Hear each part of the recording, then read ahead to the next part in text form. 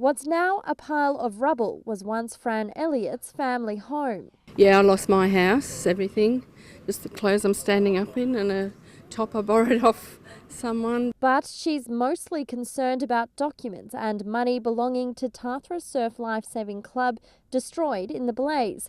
A life member and the club's treasurer, it had all been stored at her home. But I've also lost all the surf club books, the surf club's money. It was in a cash box, the float, $1,000 in between petty cash and float, and some takings that were there that I hadn't had a chance to bank.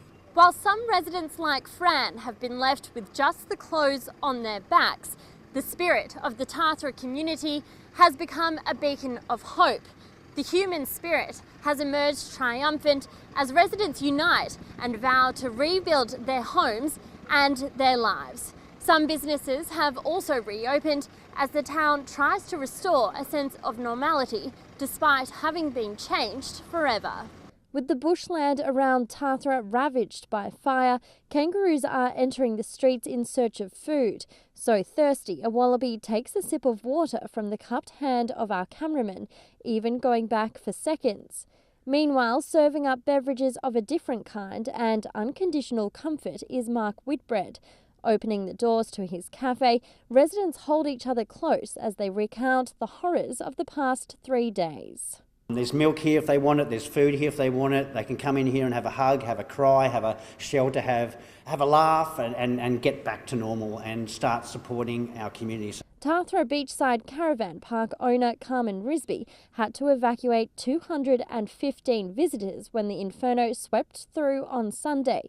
She too wants to get people back into town as soon as possible. As soon as we are given the red, the light to go ahead and we're allowed to open our doors and start serving people, we're going to. Hampering efforts to open and get staff in for shifts are roadblocks, preventing anyone but authorised residents from moving through some streets. They're just really keen to get people in here as quick as possible. They're cleaners, they're helpers, and get things moving. So that's a little bit frustrating, but we just are just working with authorities on that. The linen people come back into town with the linen that we need to make the beds, and so we're finding a little bit frustrating.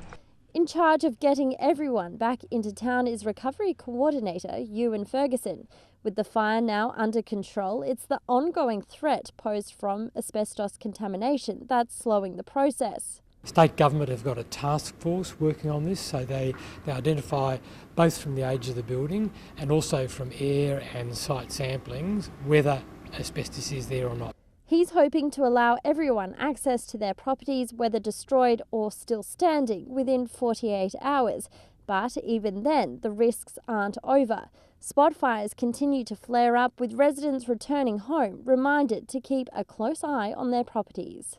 Smouldering logs that will burn for weeks and weeks, and then all of a sudden a little bit of wind, a little bit of heat, and they're up and running.